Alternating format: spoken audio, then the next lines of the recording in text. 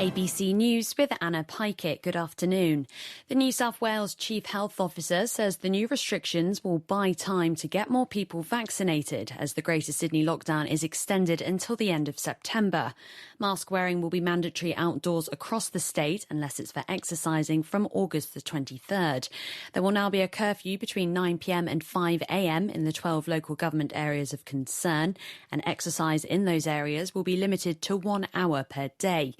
Today, the state recorded 644 new COVID cases.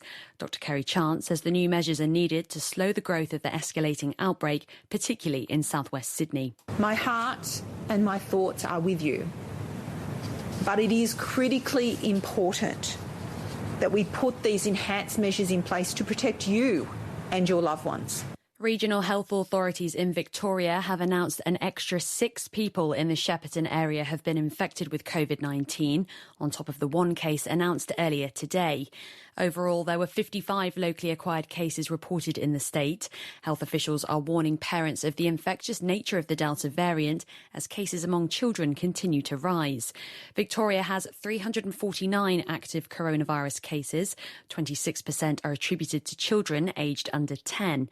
Acting Chief Health Officer Professor Ben Cowie says the notion of children showing milder symptoms or being less infectious is no longer accurate. We have had children in hospital this year in Victoria because of severity of their symptoms. We are certainly seeing increased transmission to and from children. The ACT's Chief Health Officer says despite another fall in the number of new COVID cases, she's reluctant to suggest there could be an early end to the lockdown.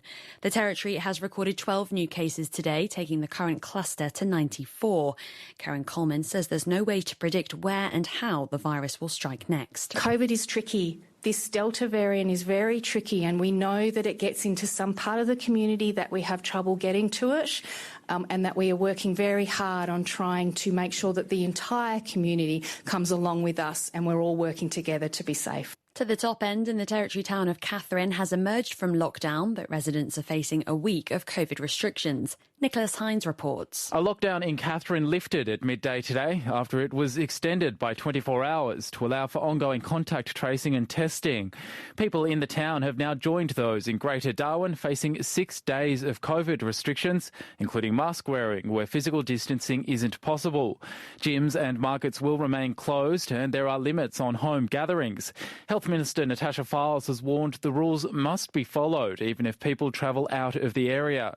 She says more than 2,300 negative tests were returned yesterday, along with negative wastewater testing in both Darwin and Katherine. Overseas, and New Zealand will extend its nationwide lockdown for another 4 days. Another 11 new COVID cases have been recorded today, including more outside of Auckland, where the current outbreak began. Residents in Auckland were already set to be in lockdown until Tuesday, but now the rest of the country will join them. Prime Minister Jacinda Ardern says they still don't know the extent of their Delta outbreak, which has been linked to a traveller from Sydney. She says they need to get ahead of the virus before it spreads all around the country. It's much better to assure ourselves now that there aren't further cases in the rest of the country than allowing the virus to spread easily at a lower alert level. And we've all seen what happens when you take that path. In other news, the Prime Minister Scott Morrison says Australian soldiers are unable to secure a safe passage for people trying to reach Kabul's airport. Another 60 Australians and Afghan visa holders have been evacuated from Afghanistan, fleeing the Taliban. The security situation outside the airport is dire, with many Australians reporting gunfire and chaos at Taliban checkpoints. Mr Morrison says some Australians have been injured, but the military's options are limited. Operations of Australian Defence Force or others who are there beyond the airport are not possible. They are not able to be undertaken in any way by the Australian Defence Forces. To do so would put them at great risk with no commensurate benefit. A Queensland parliamentary committee has recommended a bill for voluntary assisted dying be passed. The legislation was introduced to Queensland Parliament in May, and a committee has been examining whether any changes were needed. It's expected to be debated next month.